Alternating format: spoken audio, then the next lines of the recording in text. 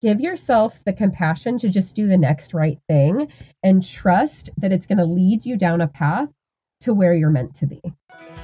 Hi, friend. Welcome to Gather and Growth, a show created for passionate, growth-focused rural women like you. From mindset work and building strong habits to exploring the unique joys and challenges of living rural, this is a show to leave you feeling joyful, inspired, and a little less alone.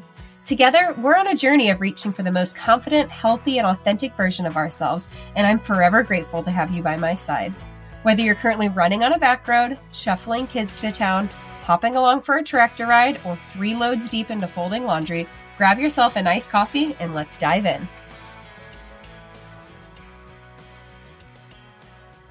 Hi, friends! Welcome back to Gather in Growth.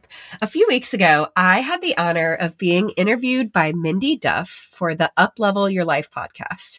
Pretty sure she and I had originally connected through a Facebook group, and I honestly didn't totally know what to expect for our conversation. However, I feel like it was one of those divine moments where I was totally in flow and just really loved our conversation. In fact, I immediately called Jill, my podcast manager, and said, I'm not sure what just came out of my mouth, but I feel like we need to reach out and see if we can use the audio for Gather and Growth. Thankfully, Mindy graciously agreed to share the interview with us so that we could bring it to you today. On a show where I'm usually the one doing the interviewing, I hope you'll appreciate hearing about my corner of the world from a slightly different perspective.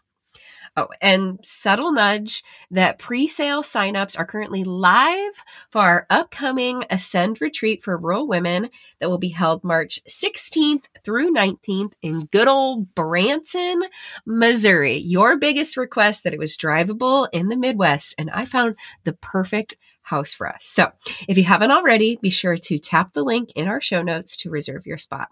Again, thank you so much, Mindy, for not only asking me to be a guest on Up-Level Your Life, but also allowing us to share this interview in such a special way with our community.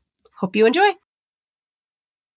Welcome back to Up-Level Your Life with Mindy. I am your host, Mindy Duff. And today I have a fun guest with me. I have Emily Rushell here, and we are going to talk about just all kinds of things. I'm excited for this conversation. I have never met Emily in person, but I tell you what, the energy that comes off of a written word from this woman is just impactful. So very excited for this conversation today, Emily. Before we get going, I would love it if you, in your own words, could tell everybody a little bit about yourself and what it is you do, who you help. Hit it. Absolutely. Oh my gosh. First of all, thank you so much for having me. And what a compliment. Like, energy from my written word. That's like my love language. Totally true. I love that so much.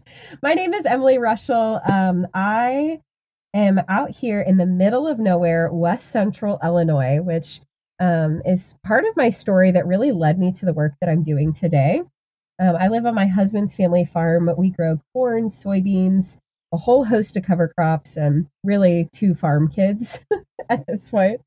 Professionally, I started my career as an elementary school teacher with a heart of service, just knowing I wanted to make a difference in the world. I wanted to help people. I wanted to impact their lives.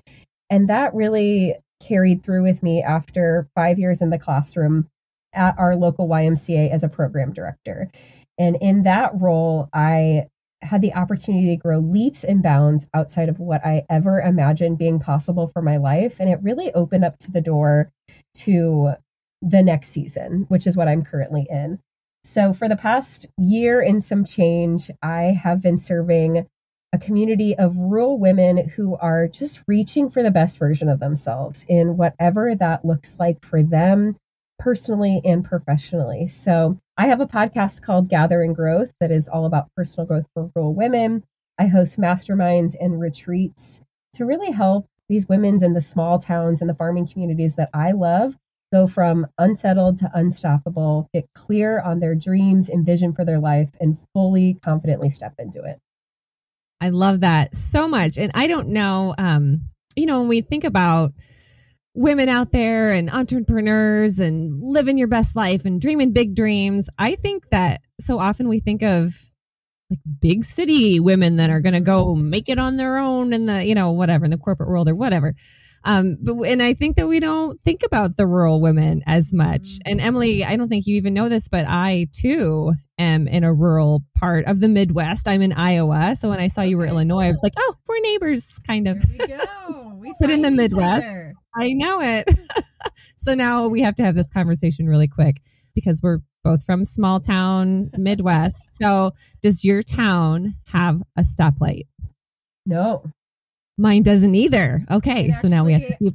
I think it's like 25 minutes to the closest town with a stoplight. If I'm like going through like a mental map in my brain. Yeah. Yes. Yeah. That is the hallmark. It's either that or like how many kids are in the graduating class of your local high school.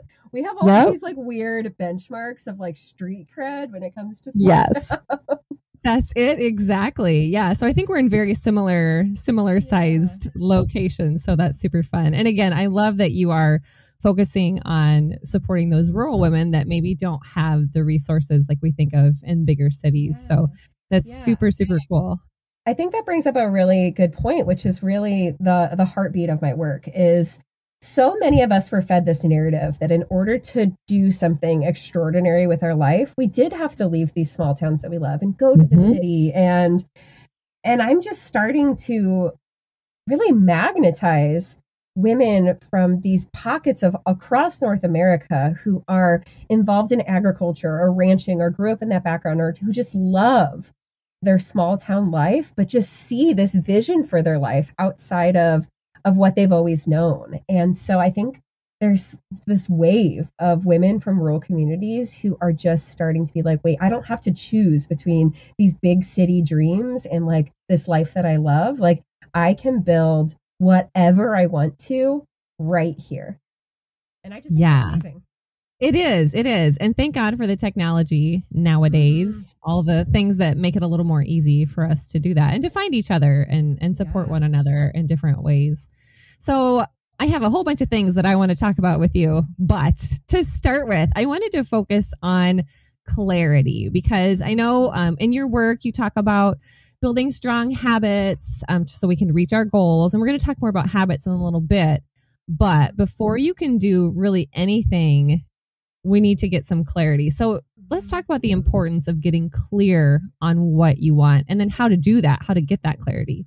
Yeah. One thing that I see is so often we feel unclear or unsettled because we are living out someone's expectations or our perception of their expectations. Whether it's coming from our family or just like the social norm around us or people we see on the internet or whatever it may be, it's like we are constantly ascribing what we want for our life, whether it's in habits or in business or in career or in family, to all of these external forces telling us what it should look like. And so one thing that I talk about a lot is just like, what do you actually want? And that feels so confusing because we have all these mixed messages. And I think as multi-passionate women, we know we can go so many different directions. We know that so many things are possible. But it's like repeatedly asking yourself, like, what do you actually want? What do you actually want your life to look like? What do you want a random Tuesday in November to look like?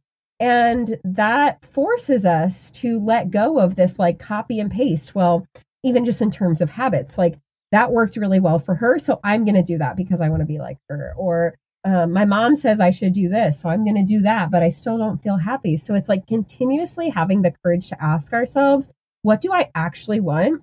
And let go of the habits or responsibilities or expectations that are no longer serving us, even if they worked really well for us in the past. But like, what do I actually want the rest of my life to look like? Yeah, I think that's so important. And you just touched on a lot of key points there. Other people or the media, just society in general saying, oh, this is what a happy life would look like. Mm-hmm. And it's not like a conscious thing. It's just the things that we're feeding ourselves when we're scrolling on Facebook or whatever. It's just all that subliminal message that we kind of soak in that says, oh, to have a happy life, I need to have X, Y, Z. And then you just kind of internalize that. So yeah, that's super important to do Can you give us a little bit, give a few tips or some suggestions on how to do that? So let's say I'm, random gal out in the cornfields and I want some clarity in my life, but I'm listening and I'm going, oh my gosh, you're right. I don't know what I want. How do I figure it out? Yeah, that's an amazing, incredible question. And it's truly a process in itself because I do think we put a lot of weight on ourselves to figure things out immediately. Like we love instant gratification. We love knowing the problem and having the answer. But I actually have created a workshop called Growing Into Your Dreams. I think it's like episode 7 or so of my podcast, if anyone wants to take a deeper dive. But we start with just this really wide net vision casting of like, wouldn't it be cool if? Because I think sometimes we're constrained by what we can see in our everyday reality. So just giving ourselves the space, like no financial, no responsibility, no limits of education or whatsoever, just brain dumping. Wouldn't it be cool if? And just re-asking ourselves over and over again until we can't anymore. And then I prompt to kind of think about that dream life, so to speak, in a couple of different categories that might be outside of what we would already do. And then from there, just narrowing it down, like gut reaction, like what are those top 10 priorities? Because so often we look at this like mountain of things, like wouldn't it be cool if my dream life? And then it feels like insufferably impossible because there's just too many things. We don't have anywhere where to start. So whether that number is 10 or 5 or 20, just kind of narrowing that down and then just continuing the process of like, okay, what's the next right thing? What's that next step look like? And just, along that process, asking yourselves like, why do I want that? Or like, where did that come from? Or I think even just asking yourself over and over again, what do I actually want? Or what do I not want? Sometimes that's helpful too. We get so caught up in like choosing the right thing that sometimes it's helpful to just think about like, what do I not want as part of my life? What is no longer serving me? Or what do I not envision being part of my future? And just like kind of shedding that can also be another way to get clarity. Yeah. And I think sometimes that's easier too, to know what you don't want, because sometimes it's so big and so overwhelming. It's like asking somebody where they want to go out to eat, Well, I don't know. That's me always, because I'm like, well, I could be happy with a lot of different places. Then it's the person says, okay, then Buffalo Wild Wings. Oh, no. Definitely not. I definitely don't want that. Like, okay, well then let's, process of elimination. But sometimes I think that is helpful to start with that. And I think you had another good point of just asking yourself why all the time. That's such a good question. Just universally all the time with what we're doing. If you really want to be living a mindful life and an authentic life, asking yourself, why? Why do I want this? Why do I like this? And over again, there's a fancy phrase for it that someone actually told me over the weekend. I can't remember, but there's a lot of power in asking yourself the same question multiple times in a row, because we see this very surface level answer. And then it's like, you go one step deeper and then one step deeper and then one step deeper and then one step deeper. And then all of a sudden you're like, I didn't even know that was deep within me. It's like buried in the depths of our subconscious. And so, I think that can be incredibly helpful. Yeah, I think so too. So for anyone that's listening, you'll have to give that a shot. Just ask yourself why all day long and then see what happens. Yeah. And I think that can feel really overwhelming. And so I just want to extend a little bit of grace of like, you don't have to have it all figured out right now. There is absolutely no way on planet Earth I could have imagined I'm doing the work I'm doing now. Like, give yourself the compassion to just do the next right thing and trust that it's going to lead you down a path to where you're meant to be. Yeah. Yes. That's really, really good point again. And I think it's worth noting also, now that you say that you're never going to get there. We're never going to get to the top of that mountain where we go, oh, I've made it. Everything, all of my relationships are happy and supportive and successful. I have more money than I can shake a stick at. I wake up in just complete bliss all the time. That's not going to happen. I don't think, personal belief, I don't think that's why we're on the planet. That doesn't mean that every day is also going to be miserable either, but you're constantly going to be thrown contrast is just going to be hitting you in your face all the time to help you know what you want, what you don't want, and it's going to change. So I think that's really worth noting as well. So yes, definitely give yourself grace as you move along this process.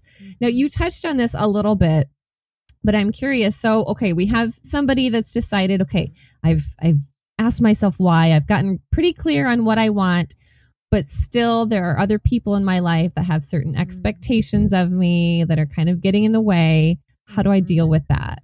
Gosh, that's $1 million question. And I think, first of all, you have to identify like where that person fits into your bubble. Because if it's, I think in small towns, a lot of times we really deeply internalize the opinions of the people like in our community, like our neighbors. Yes. And while there is so much goodness and value in being part of a small town community, a lot of times we let that perceived opinion, whether it's real or imagined, hold us captive to our circumstance.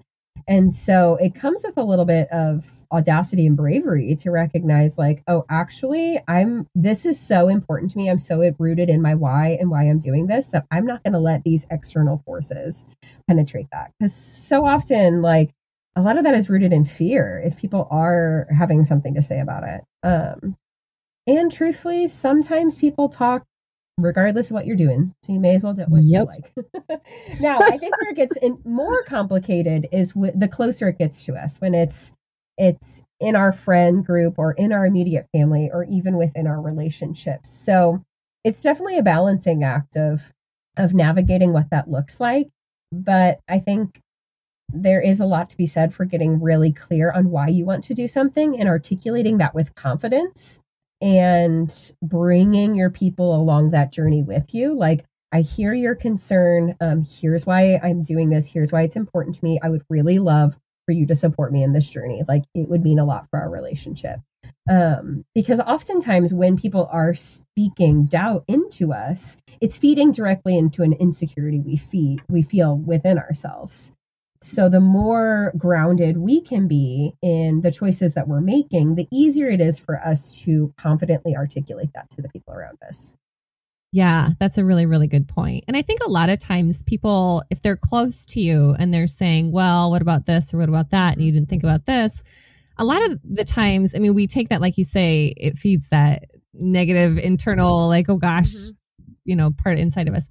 But I think they're saying it generally out of care and concern for you, so it's, trying to take it as not them saying that you're wrong or you shouldn't do this, but they're wanting, if it's somebody close to you, they probably love you and want to see you not get hurt or not make, some big decision, but that doesn't mean that you shouldn't do it, whatever it is. Yeah. So I think you're right. Like, being grounded and centered in why you want to do it is so important there.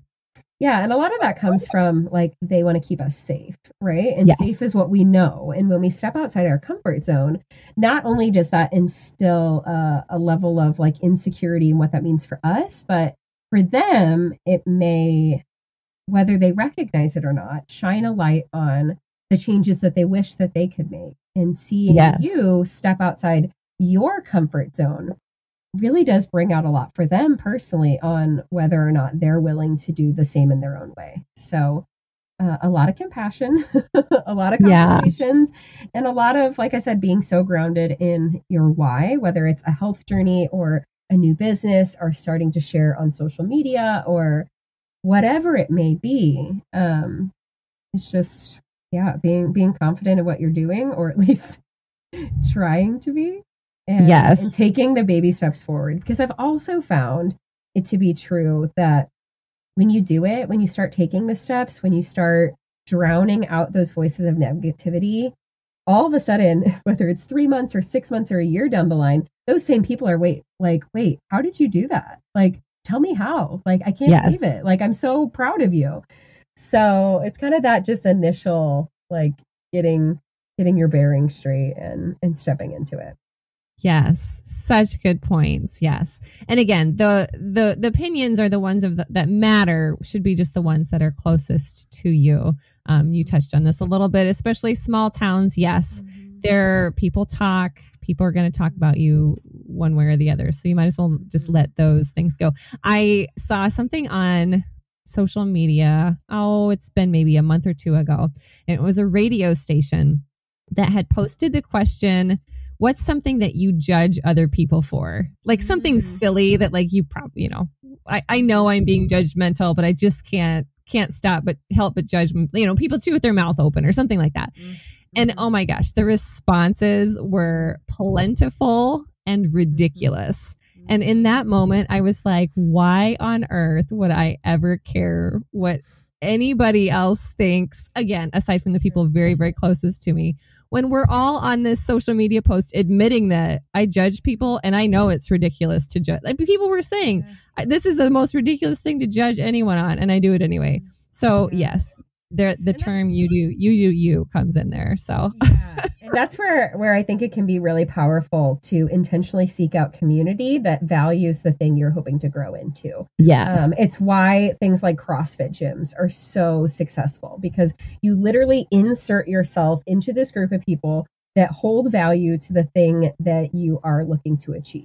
It's why like women are drawn to my masterminds and my retreats. It's just like knowing that they're putting themselves in a group of people, a group of rural women who understand what their life is like, but can see that vision outside of what they know, whether it's starting a business or sharing online or whatever it may be. And so I also challenge your listeners, if there's something that they're looking to grow or up level as part of their life, is whether online or in person, get connected to people who are a couple steps ahead of you, who see where you're going and who are willing to just embrace you with love and support as you find that confidence in yourself. Yeah, such a great point. Just to go find your people, or shine your light and your people will find you, right?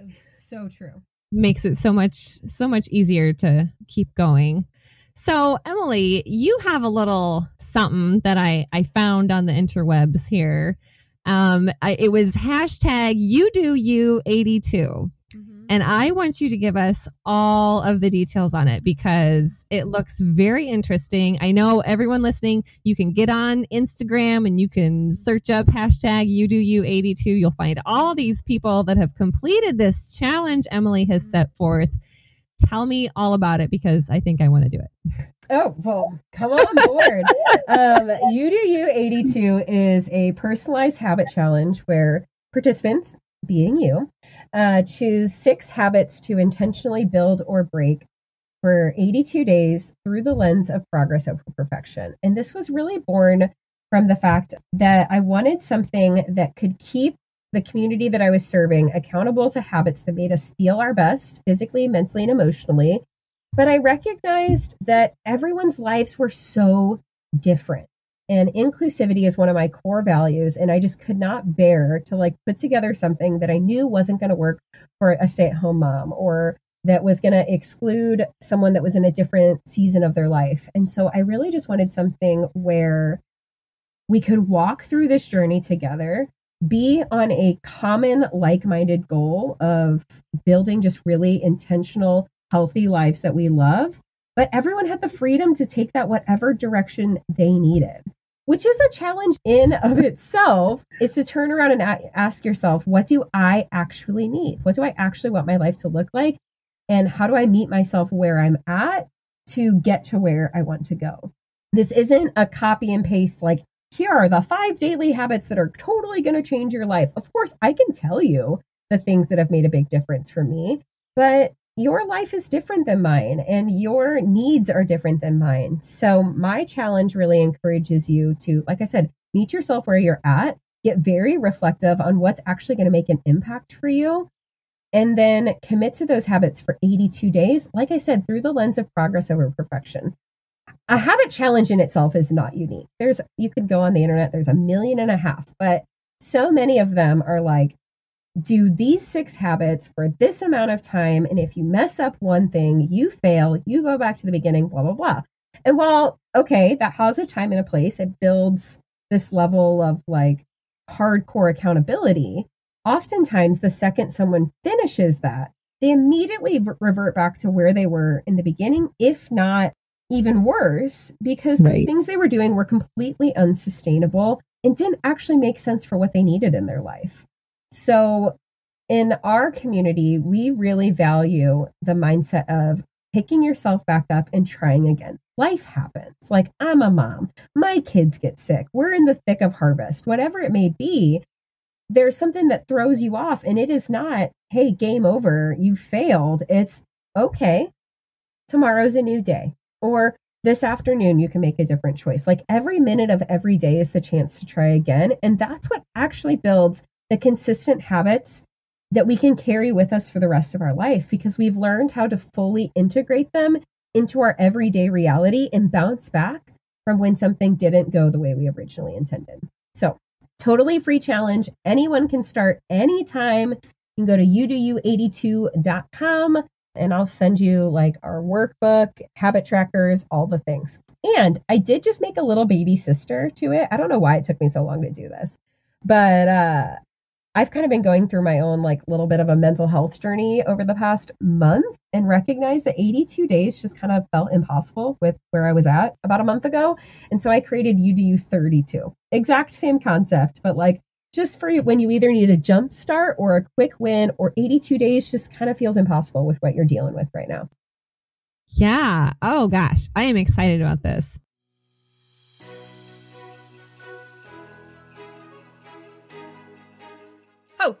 Oh, happy holidays. Okay, that was lame. But you know what's not lame? Nurturing your physical, mental, and emotional health throughout the holiday season. You heard me right. You don't have to wait until January 1st to build habits that make you feel your best. I'm all for setting goals and being intentional, but New Year's resolutions have way too much hype and honestly rarely stick around. In my opinion, it's equally important to nurture your body and spirit during this time of year, which is why I invite you to participate in my personalized habit challenge, You Do You 82, or its baby sister challenge, You Do You 32. They're both totally free and anyone can start anytime. In each of these challenges, you'll choose 6 habits to intentionally build or break through the lens of progress over perfection. During a season where you're busy thinking about what to gift everyone else, I invite you to give yourself the gift of health and intentionality in whatever that means for you. Go ahead and check out youdou82.com or click the links in today's show notes to get started.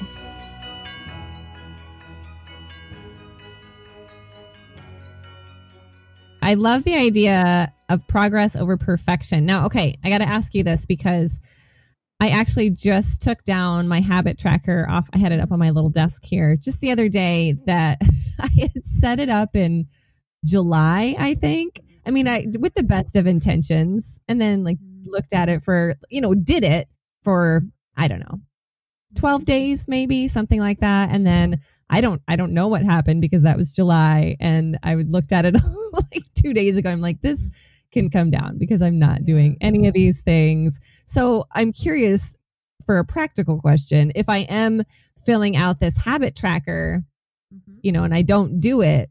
So you say progress over perfection. And I know when you have those habit trackers, for anybody listening that's not sure what I'm talking about with a habit tracker, it's literally like a grown-up sticker chart. Like you make you make up your little Monday, Tuesday, Wednesday, Thursday, whatever. And with all the days you do it, you can put a sticker, you can color it in, you can do whatever you want just to indicate that, yes, I did it that day. So the tendency for people like me, which is kind of good, it's kind of motivating. You want to get those all filled in because it's motivating to be able to check that box. But then when you don't, it's like, oh, I didn't do it. So then you just leave it up on your board for 3 months and then to shame you, right? Right. Yeah. How do you get past that?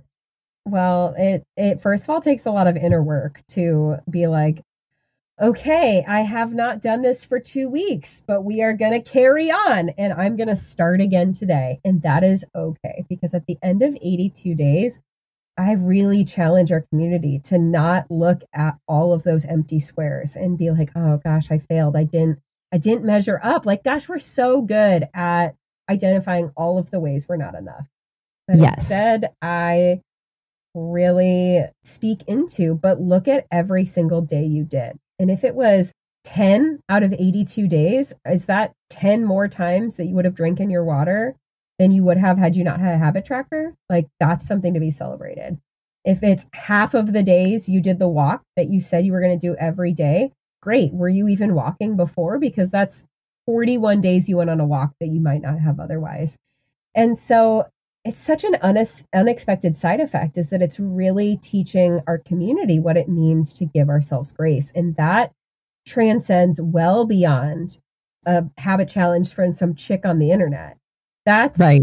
That ripple effects into the way that we approach parenting or that we show up at work. It's just like learning what it means to set a goal and commit to something and giving ourselves compassion when life happens, and instead celebrating all of the times that we won and all of the ways that we are actually killing it, even if it looks different than what we originally expected.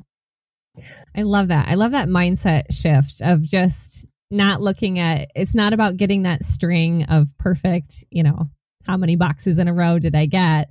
It's at the very end of whatever you decided your time frame was, 32 days, 82, whatever, looking at it and going, well, how many did I get? Did I get one? Did I get two? Did I get any? Right? Because like you say, it's more than before you even had the habit tracker. And you know what, to be honest, before you had a habit tracker, you were carrying guilt about not doing whatever it is you thought you should be doing anyway. So, yeah, well, and I think sometimes when it doesn't seem like we can actually do the things, then it's also an indication, well, maybe you actually set a habit that's not serving you right now. Yeah. Maybe what you put on there is unrealistic. I've had so many women be like, I recognized that this habit was just not going to happen the way I thought it would. And I needed to scale it back to make it actually doable on a daily basis. And so then it's making you, again, be self-reflective. You give yourself a new goal that is actually attainable, and then you can build that habit confidently. And then perhaps in the next 82 days, because I have some that just like, gosh, God love them. They just roll right in one into the other, like they're rock stars. Then it's like, okay, well now, because I have mastered this habit, I can now put on my habit tracker the thing that I thought I should do last time that I actually just wasn't ready for. And so it also teaches ourselves to like hold ourselves to a standard that makes sense. And that's not to say like let ourselves slack off or not live into our potential, blah, blah, blah, like all of those lies we tell ourselves. It's like actually meeting yourself where you're at and doing good for your physical, mental, and emotional health. Yes. And I think, again, asking yourself why, again, that why question comes back. So you can look at your string of non-colored in days and say, okay, first of all, why didn't I do that? Could I, could I have, and I just didn't, or is it just not within my realm of capabilities right now? Do I need to scale back on this? And then why was this a goal in the first place?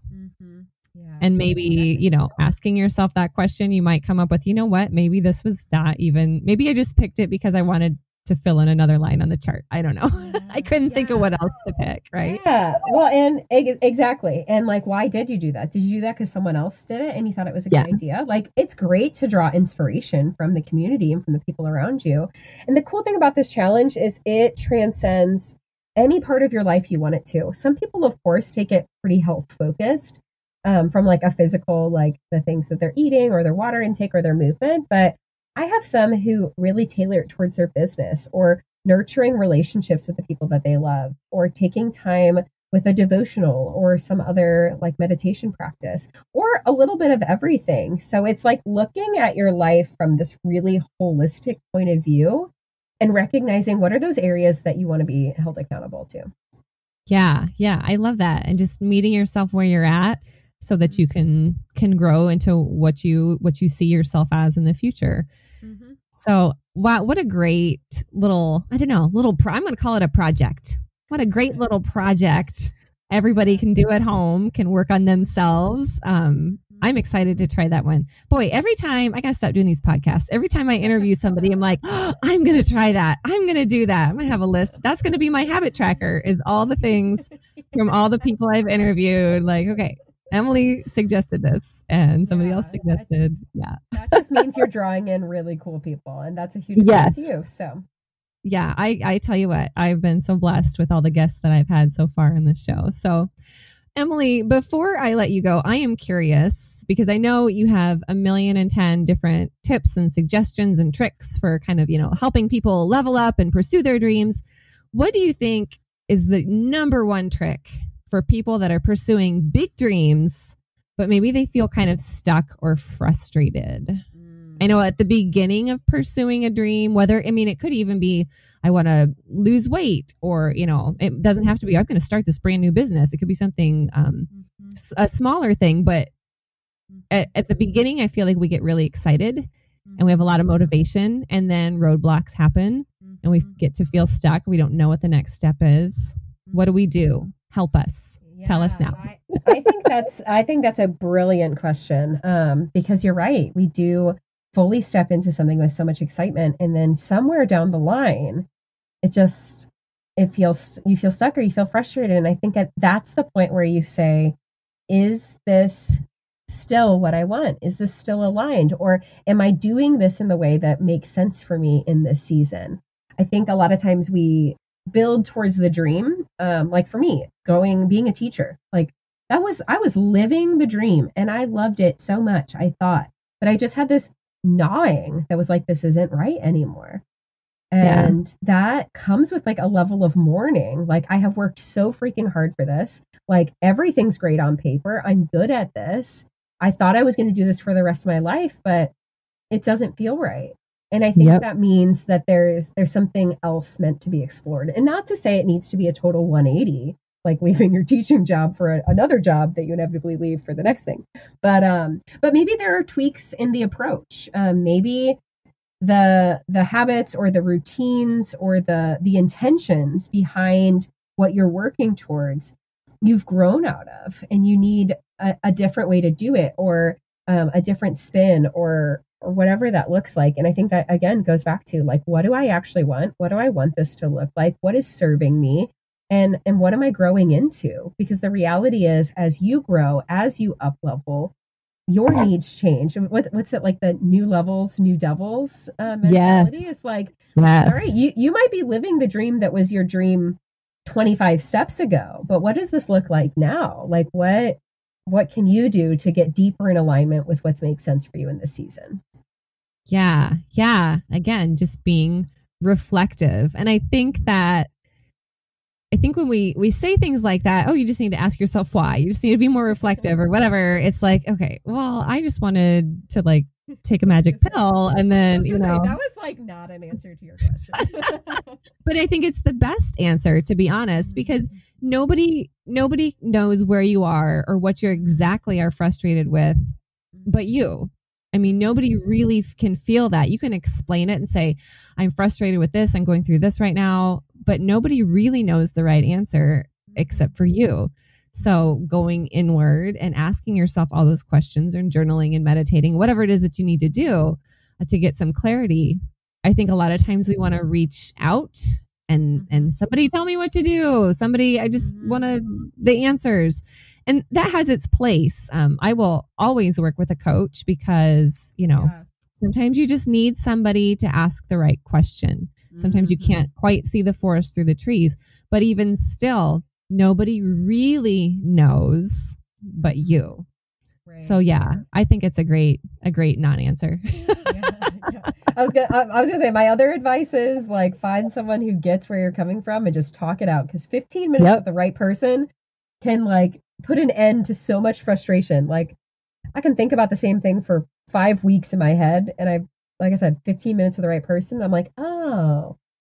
Yes. Because a lot of times that frustration is coming from something underlying that's like manifesting as something else. So yes. Yeah. A lot of times we spin on stuff in our brains, and it's like a little hamster wheel just spinning. It's not going to go anywhere, but it takes sometimes somebody else to help pull you out of your head and kind of down into your heart space. And what are you actually feeling about this? And that's not always easy to do on your own, but it is possible. But more reflection and asking why. Yes. All the inner work. All of it. I hope you enjoyed that as much as I did. Thank you again, Mindy. It is always such an honor to be asked to guest interview on other podcasts. So if you think I'd be a great fit for one of your favorite shows, you have my full permission to pass along my name to the host. It is seriously so fun. But before we go, I want to remind you of episode 19 that released last month, all about reframing what it means to enjoy the holiday season. If you're anything like me, you're getting ready to travel across Timbuktu and attend holiday gatherings left and right. The response from this episode has been so overwhelmingly positive. If you haven't already listened, be sure to check it out. My hope is that this helps eliminate some of the drama and stress over the next few weeks as you navigate family, travel, habits, health, traditions, and so much more. Can't wait to hear what you think. Until next time, I love you so much, and I'm forever grateful for you. Have I told you today how much I appreciate you? I'd like to imagine this was a meaningful backyard patio kind of chat between friends sipping LaCroix at sunset. If you enjoyed today's show, please take a screenshot to share or forward this episode to a friend. You can also find me at Emily Rushell over on social to continue the conversation. It's truly a joy to hear what tidbits and takeaways made an impact on your day. As always, all links and resources mentioned in today's episode can be found in the show notes listed below or over at emilyrushell.com. Special thanks to my podcast manager, Jill Carr, for the time and love she puts into producing Gather and Growth for this community. What a blessing it is to be on this personal growth journey together. Forever grateful for you.